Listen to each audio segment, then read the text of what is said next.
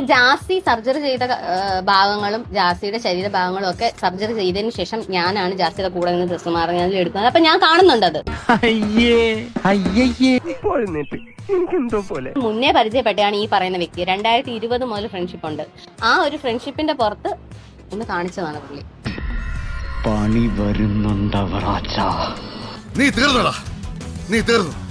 ഏതാണ് ഏതാ ഇവള്? സ്വാഭാവികമായിട്ടും നമുക്ക് മെസ്സേജ് അയക്കും, അത് ഉറപ്പായിട്ടുള്ള കാര്യമാണ് എന്ന് വിചാരിച്ച് വി ആർ നോട്ട് ഫ്രണ്ട്സ്.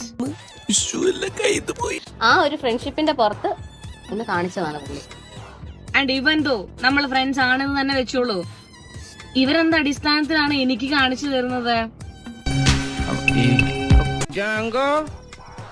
നീ അറിഞ്ഞ ഞാൻ പെട്ടു. അല്ലാതെ തുണി ഊരി കാണിച്ചു, തുണി പൊക്കി കാണിച്ചു, വൈറലാകാൻ വേണ്ടി എന്തൊക്കെയാ പറഞ്ഞു. അതാണ് ഞാൻ പറഞ്ഞത്, എവിടെയോ കിടക്കുകയായിരുന്നു, പുറലോകം കാണാതെ കുറച്ച് നാളുകൊണ്ട് കിടക്കുകയായിരുന്നു, പബ്ലിക്ക് വരാനൊന്നും കണ്ടന്റ് ഇല്ലാതെ കിടക്കുകയായിരുന്നു. അപ്പൊ ഒരു സംഭവം അങ്ങ് കിട്ടി വൈറലാകാൻ വേണ്ടിയിട്ട്. എന്റെ പൊന്നു സ്ത്രീയെ, റിയാക്ഷൻ വീഡിയോസ് ചെയ്യുന്ന ആൾക്കാർക്ക് ഒരിക്കലും കണ്ടന്റിന് ക്ഷമം വരില്ല. അതറിയില്ലേ നിങ്ങൾക്ക്? നിങ്ങളെ പോലത്തെ കുറച്ച് ടീംസ് ഉള്ളിടത്തോളം കാലം ഉണ്ടല്ലോ, നമുക്കങ്ങനെ കണ്ടന്റിന് ശാപം വരാനുള്ള ചാൻസ് ഒന്നുമില്ല.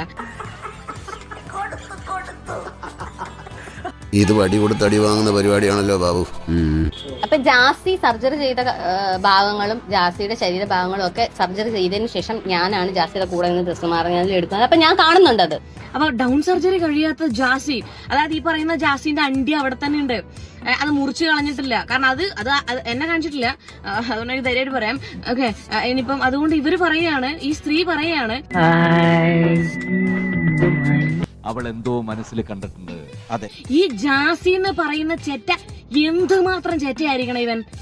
ഇതൊരു സ്ത്രീയാണ്, ഇവരെ കൊണ്ടാണ് സർജറി കഴിഞ്ഞിട്ട് പിന്നെ കാര്യങ്ങളൊക്കെ നോക്കിപ്പിക്കുന്നതെന്ന്. ഇതൊക്കെ ഒരു ത്രില്ലായിട്ടാ തോന്നുന്നത്.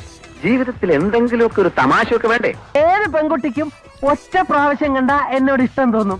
സംഭവം ബ്രസ്റ്റ് ഇംപ്ലാന്റേഷൻ ആണ് കഴിഞ്ഞിട്ടുള്ളത്, ഡൗൺ സർജറി അല്ല. അത് അവിടെ തന്നെയുണ്ട്. അങ്ങനെ ഉള്ളരിക്കെ ഒരു സ്ത്രീ പിന്നെ എന്നെ 2020 പരിചയപ്പെട്ടു, അതുകൊണ്ടാണ് എനിക്ക് കാണിച്ചു തന്നത്. 2020 പരിചയപ്പെട്ട് ബാക്കി എല്ലാവരും കാണിച്ചു തന്നിട്ടുണ്ടോ? ആ ഒരു ഫ്രണ്ട്ഷിപ്പിന്റെ പുറത്ത് ഒന്ന് കാണിച്ചതാണ് പുള്ളി.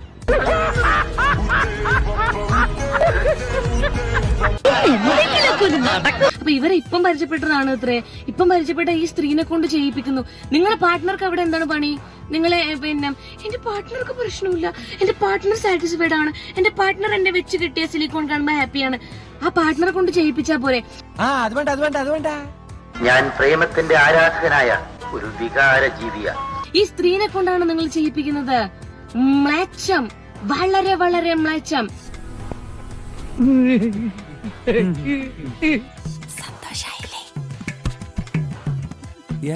ഇനി ഞാനിവിടെ നിന്ന് ഡയലോഗ് പറഞ്ഞ കരഞ്ഞു പോകും. ഉസ്മാനെ രക്ഷപ്പെട്ടോ.